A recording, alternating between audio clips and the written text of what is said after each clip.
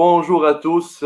Ceci, c'est une interview extraordinaire parce que j'ai le plaisir et l'honneur de recevoir le poste président mondial de la Jeune Chambre internationale. Il est du Cameroun. Il a présidé la Jeune Chambre en 2010. Il est CEO et fondateur de Go Ahead for Africa, qui est un cabinet de formation qui dispense du consulting, de la formation en leadership, en management et dans plein de domaines, dans le soft skills et autres. J'ai le plaisir de recevoir mon ami, mon très cher ami Roland Kuiman du Cameroun. Bienvenue.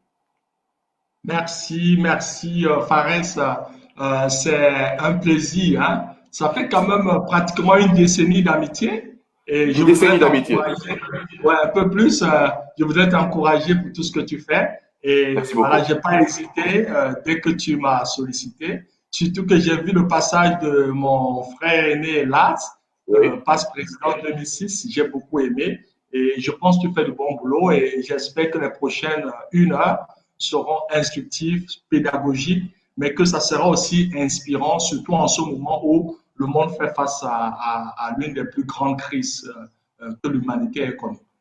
Justement, on vit un moment un peu spécial, le confinement, le Covid-19. Avant de démarrer notre conversation, Roland, comment ça se passe au Cameroun? Comment tu vis le confinement? Et comment va ta famille? Comment va Marjolaine et tes enfants? Je pense que nous vivons des moments aussi difficiles. Le coronavirus est une réalité. Nous avons un peu plus de 700 cas Mhm. et une cinquantaine de décès, mais nous Oui, avons aussi près de un peu plus de 500 guérisons. Donc, les médecins se battent. On a un ministre de la Santé extrêmement dynamique et je pense que le gouvernement a pris des mesures. On s'est inspiré aussi des recommandations de l'OMS. Donc, le gouvernement a pris 13 mesures. Ensuite, il y a 20 mesures, dont les mesures classiques, la distanciation sociale, le confinement pas obligatoire, mais de façon volontaire, le nettoyage des mains, euh, le port des masques. Et voilà, c'est des mesures qui sont effectives et, et, et je pense qu'il y a une conscience de plus en plus des citoyens sur la réalité de la pandémie parce qu'il y avait un doute au départ. Et mhm. voilà, je pense qu'on croise les doigts, on prie aussi que, Certainement. que ça passe très rapidement et que les choses puissent revenir à la normale. Une chose est sûre, ça a un impact réel sur l'économie, sur le plan social, mais aussi le fait que les gens meurent quand même, parce qu'une cinquantaine de morts, mine de rien, c'est important. Certainement. Les gens commencent à comprendre que c'est du sérieux. C'est une pandémie qui a envahi le monde, malheureusement, et le monde va changer. Toi, tu es l'une des personnes qui travaille énormément sur le leadership. Tu as commencé ton année de leadership au sein de la Jeune Chambre internationale en 2002, mais en 2009, tu as été élu ici même en Tunisie, à Hammamet. Là, moi, j'étais présent. Hammamet, Oui, à Hammamet. Donc ça m'a fait plaisir, c'était la fierté de l'Afrique parce qu'on a eu un président mondial de la Jeune Chambre internationale de Tunisie en oui, 86 qui est le sénateur Mohamed Moussouf Barouni. Tu étais le Barouni. deuxième.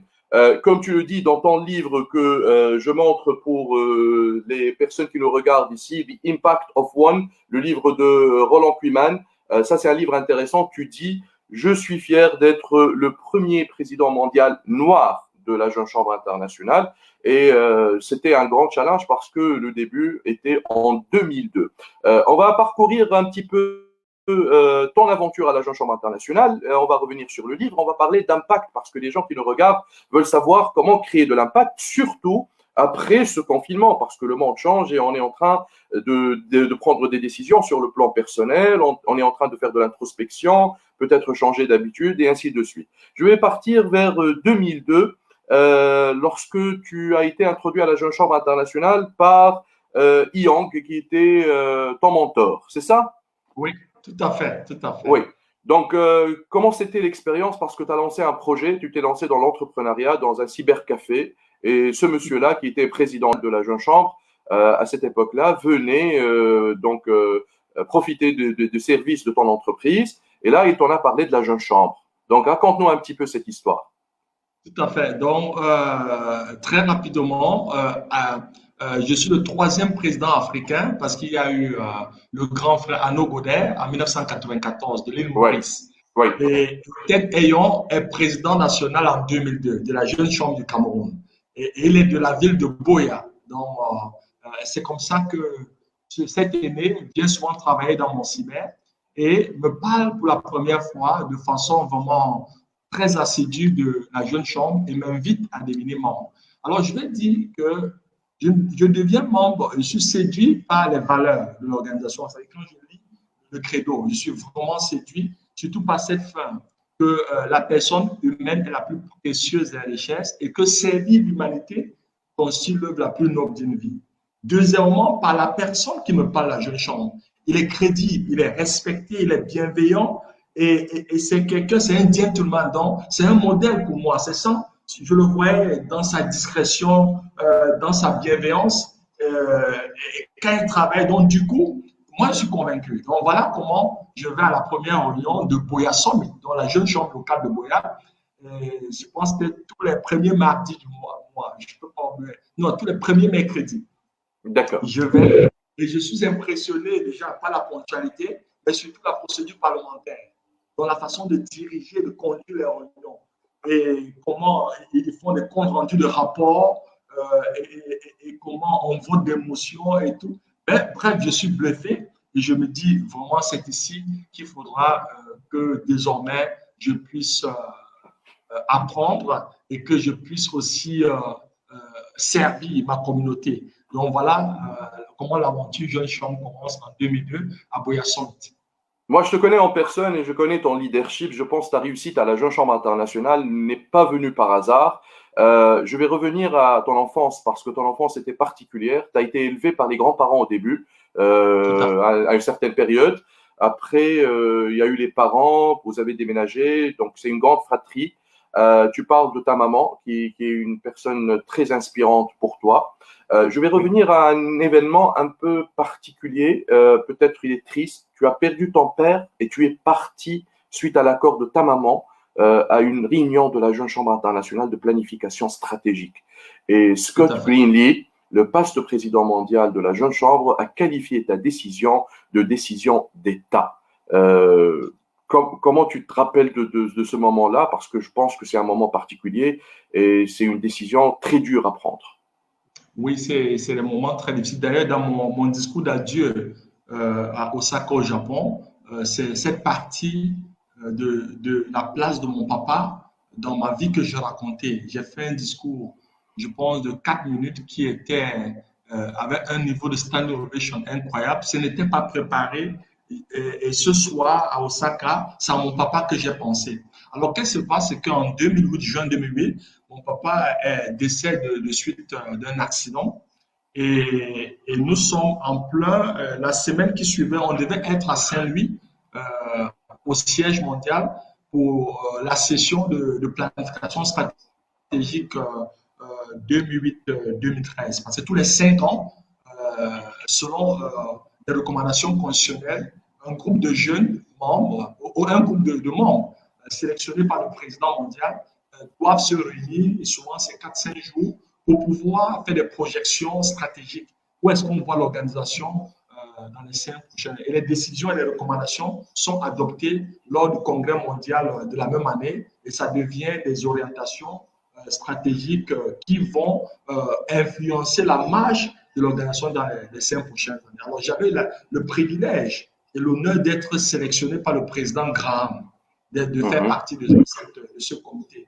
Et en plein, au moment où mon papa décède, je pense c'est un samedi, et je devais prendre le vol lundi. Et j'ai prévu dire à papa au revoir que je devais voyager parce que voilà, j'étais à Boya, mais lui résidait à Douala. Et je suis arrivé et il n'était pas là, donc il était au village. Il était là au village et j'ai dit papa, bon voilà, tu te fais un coucou. Lundi, je voyage pour les États-Unis, je serai absent parce qu'au départ, je devais après les États-Unis, je voulais m'arrêter aussi en Europe. Donc, je devais être absent pendant une dizaine de jours. Et papa n'est pas là, me dit au téléphone, ben, il n'y a pas de souci à ton retour et tout. Et moi, je rentre sur Boya. Au moment où j'arrive à Boya, le secrétaire, le directeur, à l'époque, Harry Robinson était directeur exécutif. Et j'étais président de la République. Donc, il me demande un rapport d'activité. Et je vais au bureau parce que je n'avais pas Internet dans la maison. Je vais au bureau et j'envoie le rapport. C'est au moment où j'éteins ma machine que mon épouse m'appelle et me dit, ben voilà, apparemment, il y a quelque chose de grave qui s'est passé. Est-ce que je peux appeler les parents? Et quand j'appelle, c'est mon jeune frère, il me dit, ben voilà, papa vient de faire l'accident et il est décédé. Donc, ça, c'est la partie vraiment dure. Et je prends quelques heures après, j'informe Marie, le siège du président. Et Grand me dit, ben Roland, c'est vraiment, c'est dur. Je peux comprendre que tu ne viennes pas, il n'y a pas de souci. Envoie-nous les contributions et tout, et voilà. Et j'informe ma maman que j'annule le voyage pour les États-Unis et tout. C'est elle qui me dit, non, non, non, non. Tu dois aller à cette réunion. Déjà, papa, il est décédé. Rien ne peut changer. Il aurait été fier que tu partes à cette réunion. Moi, elle me dit, je ne connais pas de quoi il s'agit ta réunion, mais il faut aller. Et je dis, oh mon Dieu, ok, j'y vais. Ça sera très difficile. Ça sera 4-5 jours aux États-Unis, très difficile. Et Scott, parce que dans la commission, le comité de planification stratégique, tu as souvent un ou deux passes-présents mondiaux qui sont là aussi. Et Scott était parmi, et c'est lui qui me dira à côté, ben Roland, tu sais, cette décision que tu as prise de venir, et je t'ai observé les 4-5 jours, c'est vrai, tu souffres, il y a une douleur, mais ton niveau d'engagement et de contribution pendant toute cette session de planification a été remarquable. Ça, c'est une décision d'un homme d'État. Et c'est lui qui le dira. Et je ne savais pas que, voilà, et ça, c'est resté. Il me l'a rappelé encore au Saka. Et du coup, le soir de mon discours d'adieu, c'est cette conversation qui va inspirer mon discours. Voilà. Tu as tout à fait raison. Et tu parles Impact of One, et lorsqu'on regarde ce titre-là, l'impact de l'individu ou de la personne, on le regarde d'une façon un petit peu péjorative probablement parce qu'on va considérer que c'est de l'individualisme. Comment tu expliques ça? Comment l'impact of one pourrait devenir collaboratif, collectif? Tout à fait. Il faut restituer le contexte. Donc, ma campagne à Mamet, c'était Let's Be the Change. Et je suis venu sur le thème Let's Be the Change. Mais j'ai des conversations avec des jeunes membres. J'avais la chance d'être aussi proche des très jeunes membres. Et quand je dis les jeunes membres, ceux qui ont moins de 25 ans, c'est eux qui attirent mon attention lors de la célébration de l'élection en disant, Mr. President, concretely, how are you going to operationalize this philosophy? Et j'ai vite compris parce que comment, de façon opérationnelle, let's be the change, comment ça va se passer? Ce que j'ai compris de cette question, c'était que le concept était un peu abstrait et qu'il fallait être concret. J'ai posé 2 ou 3 questions à mon équipe de campagne, mais aussi à ces jeunes. Il y avait des jeunes de TCIN, il y avait des jeunes de Côte d'Ivoire, il y avait des jeunes de plus d'une dizaine de nationalités, de l'Asie et tout. Et c'est comme ça que dans mon équipe, on se dit, s'il y a un mot que j'ai beaucoup utilisé, c'est impact. Impact, impact. Impact, je voulais parler en réalité de la croissance, mais je voulais changer, trouver un mot sexy. Parce que quand on parle de croissance d'effectifs, ça faisait un peu agressivité. Comment il fallait trouver un mot sympathique et tout, dont le mot impact est revenu. Et n'oublions pas, en 2009, nous sommes en pleine crise économique et crise financière. La jeune chambre sur le plan mondial perd tous ses sponsors. Et là, l'une des décisions d'ailleurs qu'on va prendre, je vais réduire de plus de 30 à 40% mon budget de voyage. Il faudra prêcher par l'exemple. Et du coup, je voudrais inviter le membre individuel à prendre plus de responsabilités, à se dire le salut de l'organisation ne viendra pas du président mondial, du vice-président exécutif, du VPI des présidents, mais ça viendra du membre individuel. N'oublions pas, we're a membership-based organization. C'est la jeune chambre, le président mondial fait partie d'une jeune chambre locale. C'est-à-dire qu'il faut être arrivé à la base. Et à partir de là, le concept de Impact One, qui dira c'est la capacité de chaque individu à pouvoir créer le changement. Et que pour créer le changement, on n'est pas obligé d'avoir un poste de responsabilité ou un titre. Ces titres ne font pas de nous des leaders. Voilà. C'était l'appel à l'humilité et mettre le membre au centre, non seulement de ses responsabilités, mais aussi au centre des préoccupations du leadership de l'organisation en disant le membre est au centre de tout et que c'est le membre qui fait l'organisation. Il n'y a pas de jeune chambre sans membre. Tu parles d'un point focal sur le leadership parce que là, on dit que le titre ne fait pas le leader, l'habit ne fait pas le moine. Il y a un concept d'un grand coach international qui est Robin Sharma. Il parle de the leader who had no title, le leader sans titre. Pardon. Oui. Et toi, tu as eu des titres quand même. Mais comment on pourrait expliquer ce concept que même si tu as un titre, tu es au sein de l'organisation, si on parle de la jeune chambre, tu es président local, VPF, VPE et autres, que les gens ne vont pas te suivre uniquement parce que tu as été élu pour ce poste-là. Comment tu expliques ça? J'explique ça parce que du fait que et ça, si on était dans des sessions de formation, j'allais te montrer. Il y a des vidéos qu'on a conçues pour ça. Je voudrais demander à tous ceux qui nous suivent d'imaginer quel est le nom de Miss de leur pays. Miss Tunisie, s'il y a le compte. Miss France, Miss Cameroun, Miss Côte d'Ivoire, Miss USA. De me donner le nom de Miss de 2019. 9 fois sur 10, on ne connaît pas le nom de la Miss. Elle est supposée être... Voilà. Mais si je te demande le nom de ton instituteur de l'école primaire, du coup, de ton instituteur. Il s'appelle Soliman. Automatiquement, oui.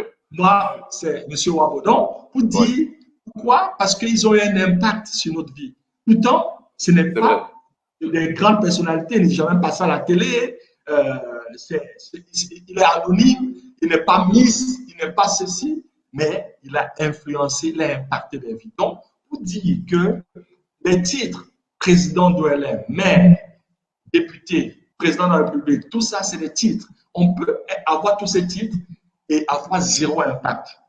Et pour cela, il y a des questions qu'il faut se poser.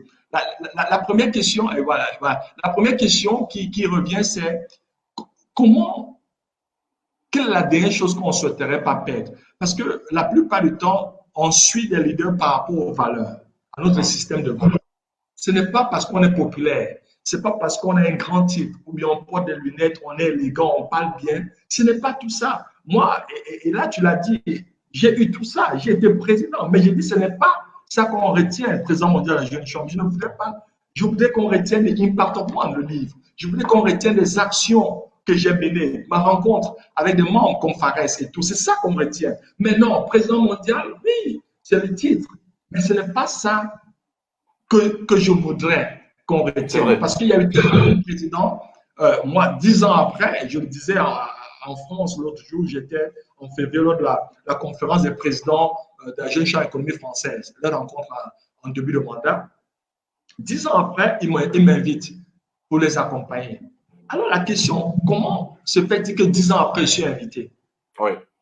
Voilà, c'est parce que sûrement il y a eu un impact et aussi parce que j'ai continué à être proche des membres, à accompagner, à bâtir aussi une réputation, ce que j'appelle la e-réputation. Donc, c'est tout ça, c'est tout un construit. Il y a d'autres présidents avant moi, il y a eu des présidents après moi. Mais je continue à penser que l'impact, c'est beaucoup plus au niveau de l'héritage, le legacy que nous laissons.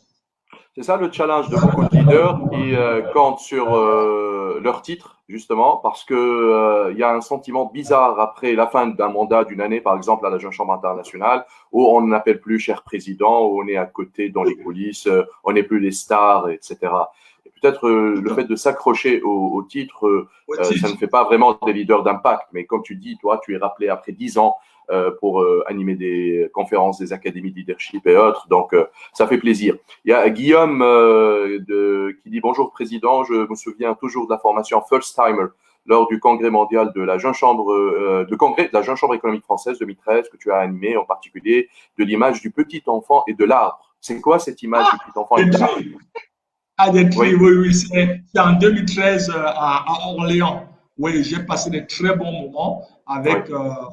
je suis intéressé par les jeunes et les jeunes membres parce que c'est un peu comme un arbre. Vous savez, à un certain arbre, si l'arbre est tordu, on ne peut pas redresser. Si tu essaies de redresser, ça va se casser. Donc, c'est pour ça que je suis intéressé par la pépinière. Je suis intéressé par, il dit en anglais, the seed. le CID, comment en français, le CID, c'est ce que les plantes, hein, les graines. Les Je suis graines, les graines. intéressé par les graines, par les pépinières, parce que je continue à penser qu'il faut construire sur le temps, sur la durée. Et je suis très fier de voir, encore une fois de plus, que 10 ans après, voilà, je puisse être dans l'actualité, mais il y a un travail à faire. Donc, chaque fois, et coucou à cet ami de la La jeune chambre France. économique française. Ouais. Oui, il y a le sénateur Fassoum de la Jeune Chambre du Mali qui dit il aime dire que nous avons tout un continent à construire. Tu te bats pour l'Afrique, ça je le sais. D'ailleurs, c'est le nom de ton entreprise, hein, Go Ahead Africa. Afrique. Quel est ce message qu'il a pour la jeunesse? Il parle de toi là, africaine, en ce moment de crise sanitaire où certains pensent le pire pour l'Afrique. Qu'est-ce que tu veux Non, dire moi je pour la pense, jeunesse? pour la jeunesse, non, Fassoum déjà, coucou, c'est un de mes filleuls du Mali, de Bamako, merci. Je vais chaque année pour l'académie là-bas, de l'académie de De leadership de leadership. Mali, Oui. ouais, que ma fondation, en partenariat avec Alès, un jeune chambre aussi, on a lancé ce programme. Donc, je disais qu'il y a plusieurs zones, hein, dans l'évolution des individus et par rapport à cette crise, au-delà même de l'Afrique, parce que plusieurs pays nous suivent, je pense que la crise nous a permis, de sortir de nos zones de confort. Mhm. Ceux qui pensaient qu'ils étaient déjà arrivés, et même pour mon cabinet Go-Ahead Africa, on était vraiment sur une pente ascendante. Chaque semaine, on avait des séminaires, on était bookés sur les 6 prochains mois. Donc, ça pouvait nous pousser à rester dans une zone de confort. Cette crise bouscule, on quitte la zone de confort. Maintenant, on Oui. peut tomber dans une zone dangereuse, qui est la zone de la peur. Depuis pratiquement 2 mois, on a eu beaucoup de peur, on est confiné, il y a eu pas mal d'informations, souvent vraies, pas vraies, des hypothèses, on disait l'Afrique allait disparaître. Peut-être 2 mois après, on reconsidère les positions. Ce n'est C'est pas vrai. qu'on doit lâcher en termes de prudence, mais on se rend compte que l'Afrique s'en sort quand même pas mal. Alors, remercions le bon Dieu par rapport à ça. Mais je pense qu'il y a trois hypothèses. Première hypothèse, c'est le fait que l'Afrique étant essentiellement dans le paludisme, c'est-à-dire le palud est un carrément endémique, ça fait que beaucoup d'Africains, et tu connais mon thème aussi, le Naughty Net, le fait de consommer des antipaludéens, je pense à préparer notre système à développer une immunité, je pense, sans être médecin. Deuxièmement, c'est la démographie. J'ai toujours pensé que notre démographie est une chance pour l'humanité. La jeunesse africaine et sa population n'est pas un problème, c'est une opportunité. Le gros challenge que nous avons sur le continent, c'est au niveau du leadership. On n'est pas très gâté par le leadership. Ça fait que sur le plan politique, sur le plan de nos administrations gouvernementales, il y a quand même un déficit de leadership qui fait que les jeunes ont tendance à désespérer. Si on s'inspire du Rwanda, si on fait confiance aux jeunes et aux femmes, je suis sûr que le continent va aller très vite. Donc, il faut quitter la zone de peur pour maintenant intégrer la zone d'apprentissage, qui est l'échange que toi et moi, nous avons et que tu fais depuis. Ça permet, quelles sont les leçons que nous tirons de cette crise? Quelles leçons on peut tirer? J'ai eu une conversation avec des amis, ils disaient, ah mais coach Roland, est-ce que ce n'est pas très tôt? J'ai dit, mais non, on peut tirer des leçons tous les jours. Il y a, dans notre métier que toi et moi on fait, il y a des évaluations à chaud, des évaluations à froid. Au moment, c'est des leçons à chaud, et puis il y aura des leçons à froid. Quelles leçons on peut tirer? Et maintenant, passer à la 4e zone, qui est la zone de croissance, qui est la zone d'innovation. Et ici, on aura 2 types d'innovation, soit les innovations d'adaptation ou les innovations de rupture. Une chose est sûre, il y aura des entreprises qui vont complètement fermer, qui vont disparaître. Il y aura des entreprises qui vont survivre. Il y aura des entreprises qui vont prospérer. Mais il y aura aussi des entreprises qui vont naître. Il suffit maintenant aux Africains, aux jeunes, de traverser et être dans la 4e zone, qui est la zone de croissance, la zone d'innovation, la zone de créativité. Et cesser de pleurer. La traversée vers la zone de croissance et de créativité, avec la situation actuelle, les gens plus ou moins psychologiquement, ils sont affectés. comment ils peuvent se calmer, se faire une introspection, réfléchir, mettre des objectifs et développer une stratégie. Qu'est-ce que vous recommandez pour pouvoir se calmer dans cette période-là et pouvoir partir vers cette zone qui est une zone de rêve quelque part? Donc, tout à fait. Donc, je dis, ce qu'il faut faire, c'est de se dire, j'ai tout perdu. Donc, j'ai tout perdu. Au niveau du cabinet, j'ai pas mal d'exercices. Par exemple, je réussis à mettre mes clients, surtout les top managers. Je dis, bon, nous sommes sur la planète Lune. On se déplace sur la Lune. Il y a un crash. Je te donne quelques instruments. Comment tu fais pour t'en sortir? L'exercice de la NASA. C'est très important. Voilà, l'exercice de la NASA. Ou alors, le crash au désert, et tu as 10 instruments. Comment tu fais pour t'en sortir? Et c'est ce genre d'exercices qui, au départ, sont des exercices peut-être virtuels, abstraits, mais que ce soit, toutes les inventions sont nées des rêves. Toutes les inventions. Tout commence par un rêve. Et c'est là où il faut vraiment se faire violence et se dire j'ai tout perdu. Je n'ai rien. Alors je dois recommencer. Et peut-être aller puiser dans son âme d'enfance, l'insouciance de ses enfants et le rêve de l'enfant. À tout jeune, on te demandait qu'est-ce que tu voulais être. Il y a des rêves fous que les enfants ont. Mais est-ce que tous les rêves se réalisent? Bien entendu, non. Mais il faut d'abord rêver. Alors, la question ou la recommandation que je fais, si on reste dans les 3 autres zones, c'est la catastrophe. C'est comme si, je le dis, le proverbe africain, tu veux le miel, tu dois affronter les abeilles. Donc, il faut se réinventer. Le mot même que mes collaborateurs, ils savent, c'est réinvention. C'est le mot partout au niveau du cabinet. Se réinventer, se réinventer, se réinventer. Donc, voilà ce que je peux dire. Tu parles dans ton livre des 5 D, les 5 D du leader. Tu aimes beaucoup les formules. Je reviendrai vers A plus A égale à A. Probablement, on rajouterait un autre A dans la formule tout à l'heure. Mais parle-nous un petit peu des 5 D parce que c'est en relation avec le leader d'impact. Oui, le 5 D est la solution et la formule magique que j'ai trouvée pour faire face aux obstacles. Prenons le cas actuel de cette crise et de cet état d'esprit. Le premier D, c'est le désir. Si tu veux, c'est le rêve. Tout commence par un rêve. Si tu ne désires pas quelque chose, tu ne le feras pas. Donc, tout commence par le désir. Et le deuxième D, c'est la décision de passer à l'action. C'est bien beau d'avoir un rêve, d'avoir un désir, mais il faut se lever et commencer à faire quelque chose pour pouvoir implémenter ou mettre en route son désir, dans la décision. Le troisième D, c'est la discipline. Et on le voit aujourd'hui dans le confinement, même avec mes collaborateurs ou les clients que j'accompagne, on est en train de travailler sur un module sur le télétravail. Il y a un ensemble de disciplines qu'il faut avoir.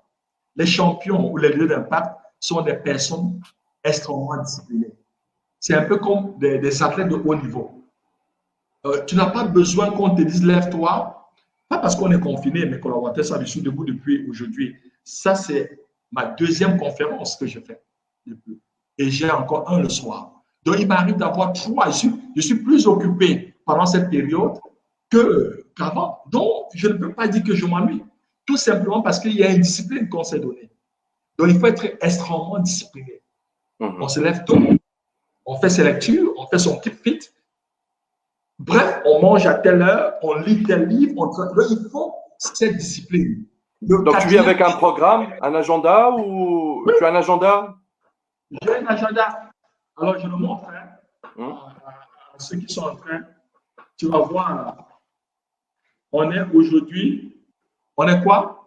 Lundi, 27. Oui. Donc, tu as un programme. On n'arrive pas à voir exactement, mais probablement. Mais probablement, tu peux nous lire qu'est-ce qu'il y a dedans, si c'est pas secret. Mais c'est pas secret. C'est pas secret. En 8 heures, j'avais une émission radio avec ceux là-bas FM. J'avais 15 minutes. On a parlé de la e-réputation. Okay. Et ensuite, à 9h30, j'étais déjà au bureau. Réunion avec la patronne des Impact Up, Edith. Il fallait qu'elle me fasse le point sur les plateformes, sur la dernière session, sur la gestion du stress et l'efficacité personnelle. Déjà, est-ce que les manuels de participants sont partis à tous les participants? Nous avons offert une dizaine à 10 de nos clients des modules gratuits parce que nous sommes en pleine transition digitale, mais aussi pour soutenir nos clients en période difficile. Donc, ils ne payent pas. On devait enregistrer. On a préparé des enregistrements. Mercredi, ça sera une session d'enregistrement.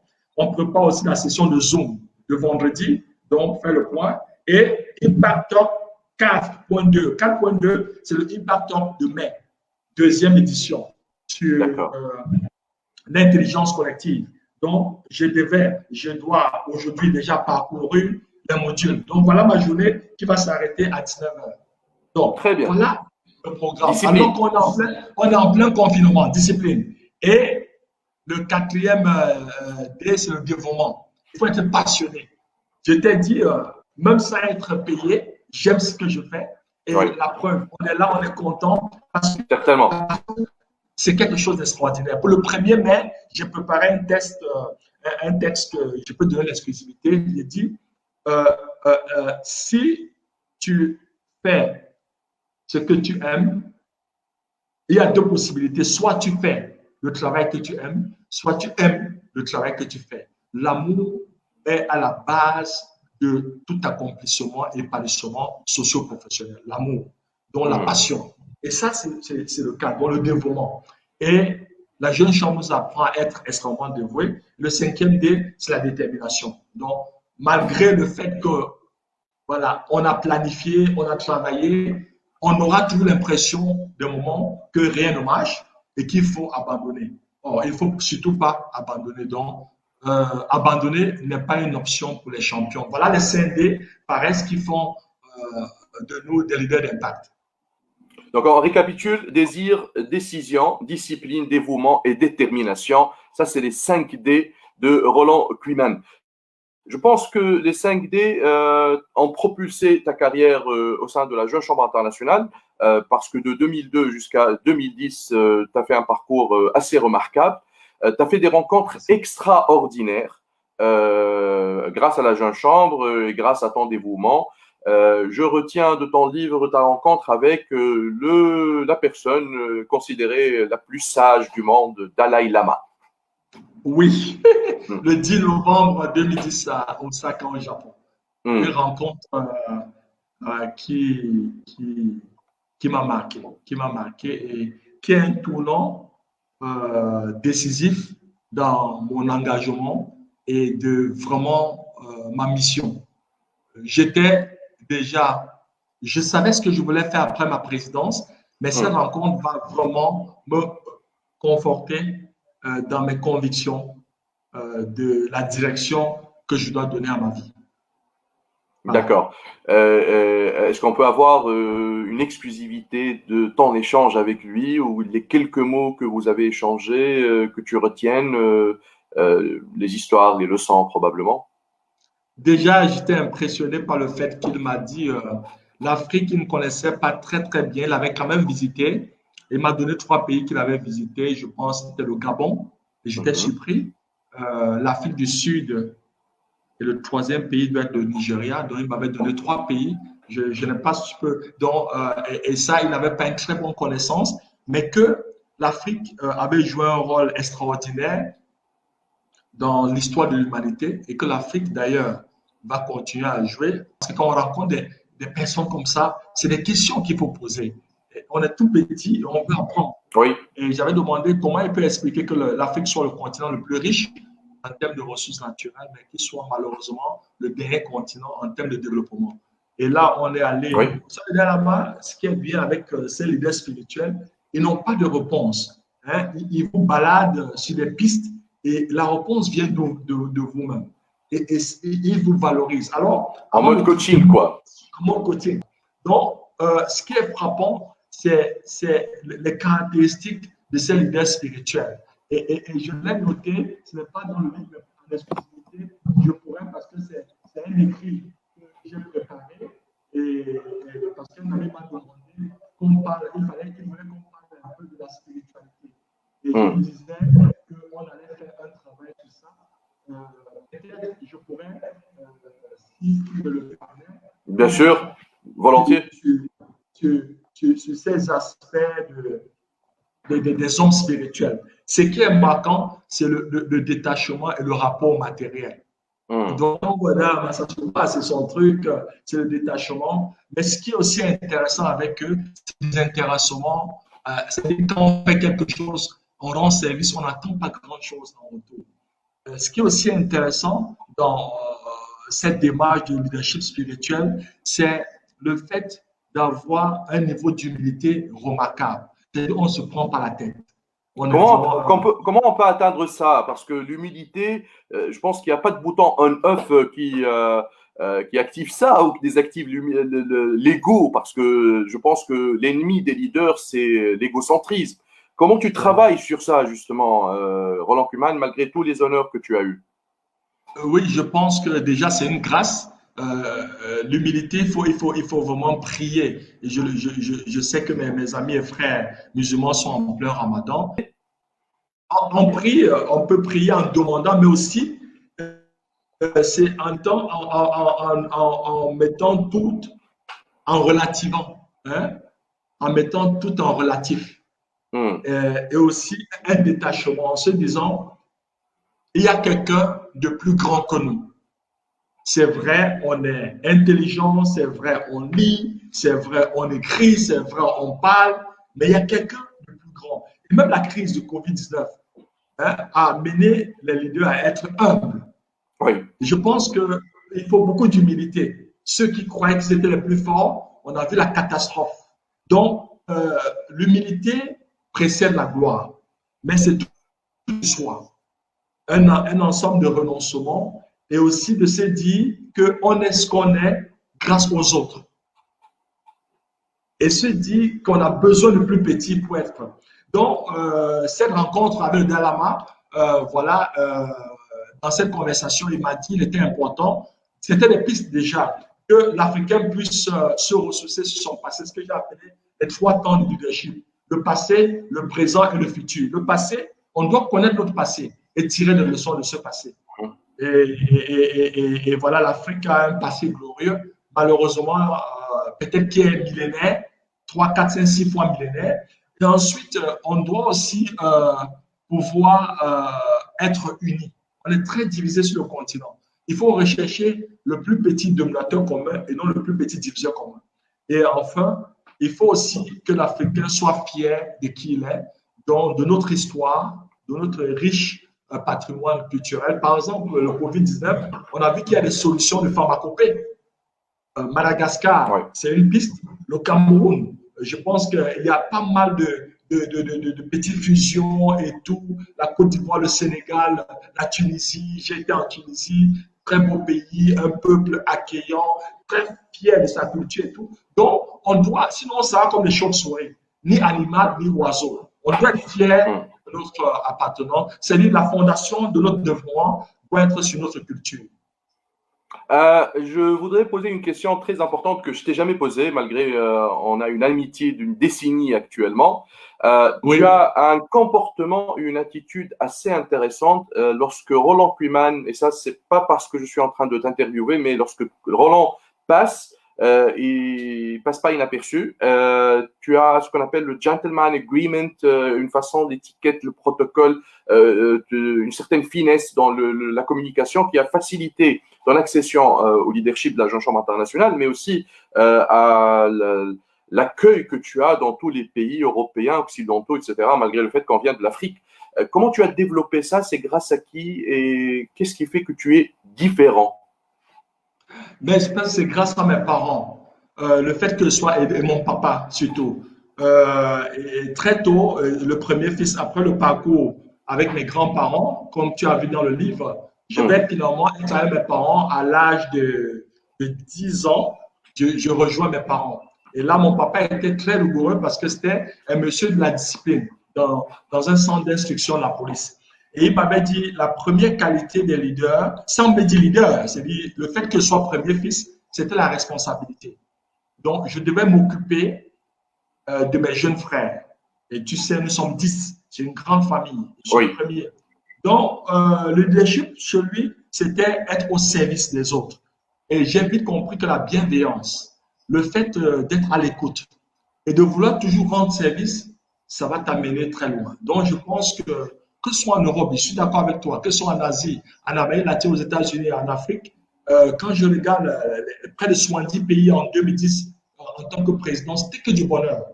Oui, Rarement, ma couleur a été un problème. Je me suis senti aimé, respecté, admiré. Mais aussi parce qu'on va te le dire que ce soit en Inde, j'ai fait 2 Zooms avec l'Inde la semaine passée et je suis très, très célébré.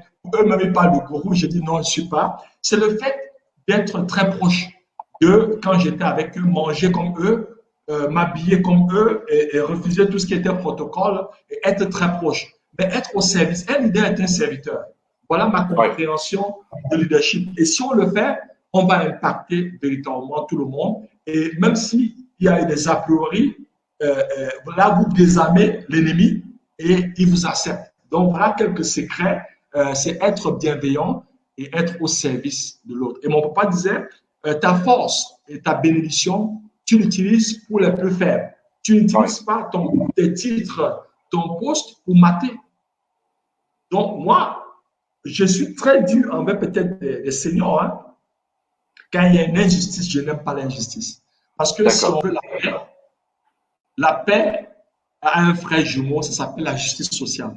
S'il n'y a pas la paix dans le monde, c'est parce qu'il y a beaucoup d'injustice. Et je n'aime pas l'injustice. Peut-être, par rapport à mes origines très modestes, je connais ce que c'est que la souffrance, la galère, la difficulté. Et du coup, je suis très bien placé pour pouvoir défendre les démunis et les faibles. Je voudrais saisir l'opportunité de saluer notre amie présidente nationale de la Jeune Chambre de Tunisie, Semia Melki, Ah, qui est en train de suivre. Elle dit salut ah Roland, oui, long time no see. ouais, Samia, présidente, salut et go coucou à toi. Merci, Voilà, merci Samia. une grande leader qui a eu l'opportunité de guider la Jeune Chambre de Tunisie. Aussi, notre paste président national et sénateur président du Sénat, Mohamed Hat Mahsin, paste VPI, te salue Ouais, aussi. mon grand frère, c'est mon grand frère adoré. Et j'ai une anecdote à Ouagadougou en 2008. Oui, J'étais président de l'AMDEC et candidat au poste de VPE. Et on prenait le petit déjeuner à l'hôtel Siège. Et il m'appelle, il m'aimait bien, il m'aime toujours. Il me dit, tu sais, Roland, tu iras loin dans cette organisation. Il me l'a dit. ouais. Et il n'a jamais cessé de m'envoyer des mots gentils. Merci, grand frère Ahmed, pour tout ce que tu as fait pour moi et merci pour cette amitié fraternelle et merci surtout pour le rôle que tu joues au niveau du Sénat de la DCI Tunisie. Oui, c'est ça la magie de la Jeune Chambre. Hein. Donc, on fait des rencontres extraordinaires avec des personnalités intéressantes. Et en plus, ce qui est intéressant, c'est que même si c'est one year to lead, c'est une amitié à vie après, parce que ça À vie. continue toujours des relations. Moi et toi, on s'est connus il y a une dizaine d'années dans une rencontre Oui. incroyable. Et là, je me rappelle énormément de ce moment-là lorsque tu as donné ton discours en Tunisie et tu as montré le passeport diplomatique parce que ton pays t'a Ah ouais. soutenu. Et le gouvernement, Ouais. c'était waouh. Hein, donc, c'était bien préparé, bien fait. On découvre que le leader d'impact n'improvise pas ou improvise parfois Non. parce qu'il est obligé d'improviser, se retrouve dans un contexte, mais tout est préparé. Il y Donc a la toute une préparation, préparation. Il y il y a a toute toute une une préparation préparation. derrière pour faire de Tout à fait. l'impact, justement, parce que ton discours était impactant à Hammamet. Et Tout à moi, je garde un très bon souvenir parce que lorsque tu es descendu de la scène, j'étais parmi les premières personnes que tu as pris dans les bras. Donc, ça me touche énormément, de toute façon, de te fait. Merci, retrouver pareil. ici online. Je reviens à ton livre qui est là, intéressant, extraordinaire. Tu parles de ta passion pour la jeune chambre, tu parles de tout ce qui s'est passé presque dans ta vie, les meilleures rencontres. Je voudrais dire aussi que il y a un album photo à la fin, couleur, avec les personnalités que tu as rencontrées. Par exemple, un homme très inspirant qui était Premier ministre au Japon, Taro Aso, qui t'a Tawasso, beaucoup, ouais. oui, qui t'a Une idée. beaucoup impacté. Tout à fait. Et les autres, tu as rencontré le pape aussi, Benoît XVI. Tout à fait. Il y a eu des belles rencontres, Gillian Sorensen pour l'ONU, etc. Dans ce livre, il y a des douleurs, il y a des points importants, mais je pense que le leader ne peut pas se désintégrer de sa famille. Tu dédies une partie à tes grands-parents, à tes parents, à tes frères et sœurs, mais aussi à Marjolaine, ta femme, et à tes enfants. Oui, Tu parles de la responsabilité du papa. oui. Comment tu qualifies la contribution de ta femme dans ta vie, dans ton parcours jeune chambre et ton parcours de leadership? Merci. Tu me donnes l'opportunité de parler des 5 baromètres de succès. Des Oui, 5 les baromètres. C'est 5 vrai, paramètres. tu as touché le baromètre qui te, peut-être, qui, par rapport à certaines sensibilités, la famille. Donc, il y a la carrière. C'est le premier baromètre. Le choix de la carrière. Ça a un Mhm. impact sur notre baromètre de succès. Le deuxième baromètre, c'est la famille. Le troisième baromètre, les amis. Et je reviendrai sur la famille après, puisqu'il faut développer. Le troisième baromètre, c'est les amis. Qui sont nos amis? Est-ce que c'est les adeptes de la pensée positive? Est-ce qu'ils nous nivellent vers le haut ou vers le bas? N'oublions pas, nos amis, nous représentons en moyenne qui sont Mhm. nos amis. Donc, le choix des amis, c'est quelque chose de très stratégique dans l'impact qu'on va vouloir créer après. Parce que les conversations que nous avons au quotidien vont structurer notre mental. Comment tu choisis tes amis? Dis-moi qui tu fréquentes, je te dis qui tu es. Je choisis mes amis sur la base des valeurs. Mhm. Si quelqu'un me dit qu'il ne croit pas en Dieu, on aura des soucis. Si quelqu'un me dit, voilà, l'humanité va disparaître, rien ne marche, il est toujours négatif, moi, il ne m'intéresse pas. Je veux des personnes avec qui on va parler de l'avenir, on va parler Ouais. des projets, on va créer, vraiment des personnes qui ont des idées folles, des innovateurs, des personnes audacieuses. Moi, ça m'intéresse, mais aussi des personnes intègres, patriotes, honnêtes, la foi et la crainte de Dieu. Moi, ça m'intéresse. Donc, je choisis mes amis sur la base des valeurs et non Mhm. sur la base du physique ou de l'intelligence ou de parler. Non, c'est sur la base des valeurs. Et quatrième baromètre, c'est l'engagement dans la communauté.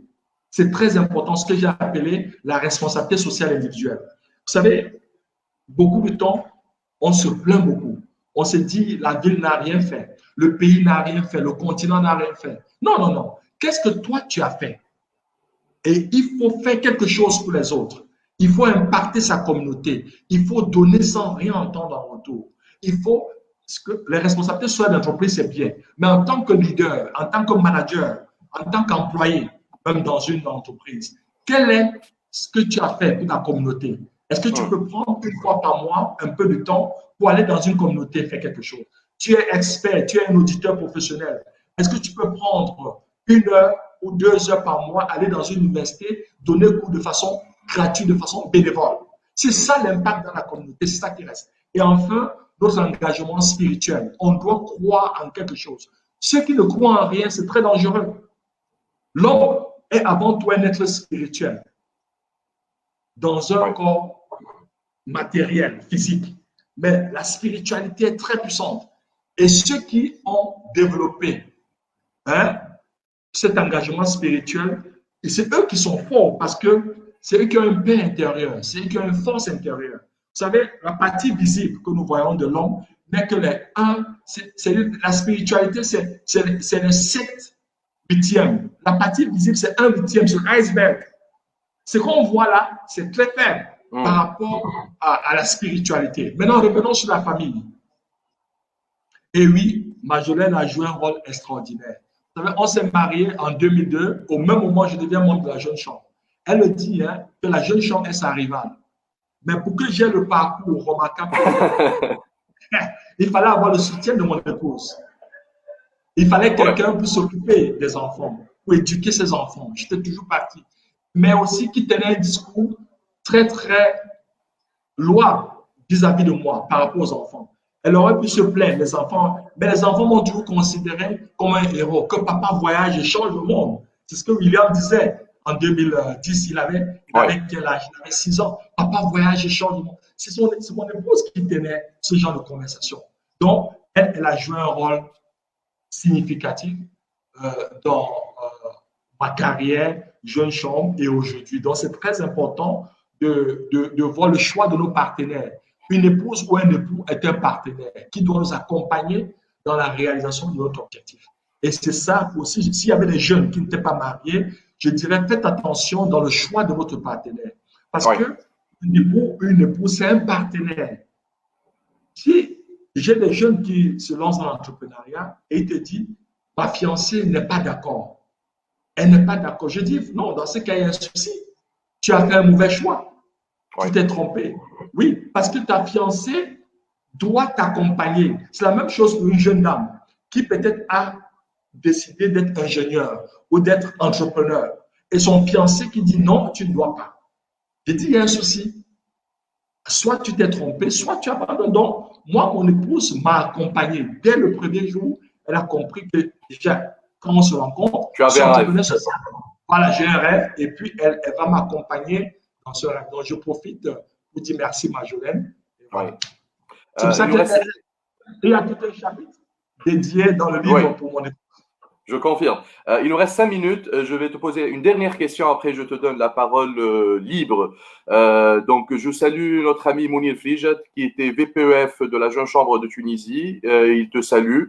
Et je salue notre paste président national, Anis Chibi, paste VPI aussi. Donc, merci d'être là. Il a été mon vice-président en 2009.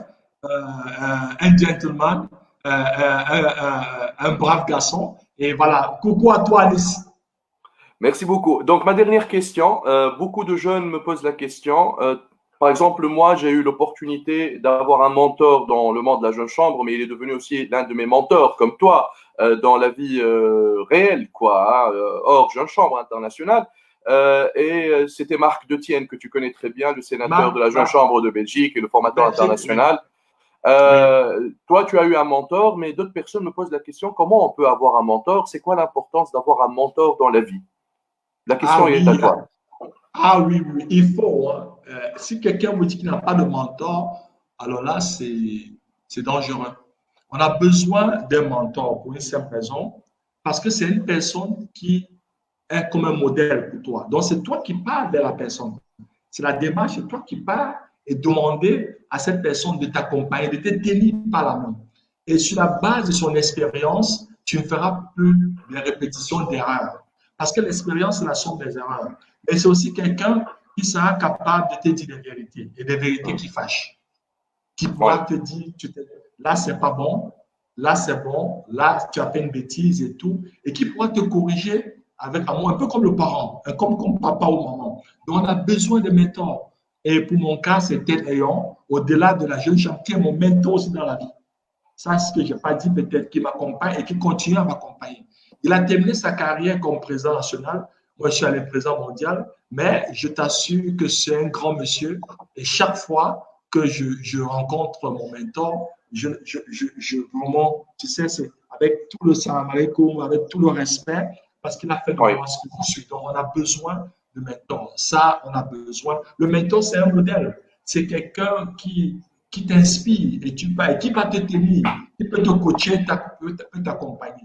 Toujours trouver, identifier. Et pour cela, pour que tu aies aussi un mentor, il faudrait que tu partages, que tu sois accompagnable. Parce que si tu as des problèmes de valeur, d'intégrité ou je ne sais, ce sera difficile pour cet aîné de vouloir s'identifier avec toi. Donc, il faudrait que toi-même, ton attitude puisse être, comme tu parlais des fameux formules arithmétiques, tu dois avoir l'attitude, la compétence, tu dois avoir la bonne attitude, mais surtout, tu dois poser des actes, des actions qui peuvent encourager ce mentor à t'accompagner à atteindre l'altitude, qui est l'objectif final de sommet. A plus A plus A égale A. Donc, aptitude plus attitude plus action. Ça donne l'altitude. Donc, comment tu es perçu par les autres. Je te remercie énormément. Je salue tout le monde qui sont avec nous. Nour Ben Selem, paste présidente de la Jeune Chambre économique de Grenoble. Je pense qu'elle est tunisienne d'origine. Ça me fait chaud au cœur, cette interconnexion JCI en temps de confinement. Merci Nour, merci d'être là. Merci Ekram aussi. Je te laisse le dernier mot. Moi, je m'en lasse pas de toi. Tu es un ami, un grand frère pour moi que j'adore. Je te remercie énormément pour cette opportunité, pour le partage que tu as fait avec nous aujourd'hui, cet après-midi, pour les Tunisiens et pour tous les membres de la Jeune Chambre. Je te laisse le dernier mot. J'espère que tout ira bien. J'espère qu'après le confinement, je te verrai bientôt parce que la dernière fois qu'on s'est vu, c'était à Leipzig, au Congrès mondial de 2014. Donc, ça fait quand même 6 ans. Ça fait 6 ans qu'on ne s'est pas vu. Je te laisse le dernier mot. Ok, ben voilà, je voudrais te remercier, cher ami. Je voudrais dire à ceux qui nous suivent surtout les citoyens actifs que vous êtes, que dans l'histoire de l'humanité, il y a toujours eu des challenges, il y a toujours eu des problèmes. Mais ce qui est intéressant, c'est que face à l'adversité, on doit puiser au fond de nous parce que nous avons des capacités extraordinaires à pouvoir réaliser notre rêve. Et peut-être pour résumer, on doit sortir de notre zone de confort. Cette crise nous permet de le faire. On n'a plus de choix. Ça nous a poussé dans la zone de peur, mais beaucoup sont déjà partis parce que tout ce qu'on devait connaître sur le Covid-19, on connaît, donc n'ayez plus peur. Soyez tout simplement prudents, respectez les mesures barrières, les recommandations de l'OMS et de vos gouvernements respectifs. En trois, on doit s'impliquer dans la zone d'apprentissage, ce qu'on a fait tout à l'heure avec Fares. N'hésitez pas, les webconférences, il faut beaucoup apprendre, il faut beaucoup lire, profiter du confinement pour développer de nouvelles compétences, au moins une compétence par mois ou par semaine, et ensuite passer dans la zone qui m'intéresse et que je suis prêt à avoir des conversations, la zone de croissance, la zone d'innovation, la zone de réinvention. Un seul mot, réinventez-vous. Cette crise est une opportunité de pouvoir se réinventer, de pouvoir réaliser des choses qui étaient inimaginables avant et qui étaient plus. Donc, passez de la motivation à l'action et n'hésitez pas à commander sur Amazon votre copie du livre. C'est sur Amazon en français et en anglais, en version électronique. Et comme j'ai dit, nous avons presque fini la version espagnole. Et après le confinement, ça sera aussi disponible. Voilà. Merci. Merci infiniment. C'était un grand plaisir. Merci pour le partage. Restez à la maison, tout le monde. Faites attention à vous. Lisez, évoluez et améliorez vos compétences. C'était un grand plaisir de recevoir le président mondial de la Jeune Chambre internationale en 2010, le Camerounais, l'Africain, qu'on aime énormément, le CEO de Go Ahead for Africa.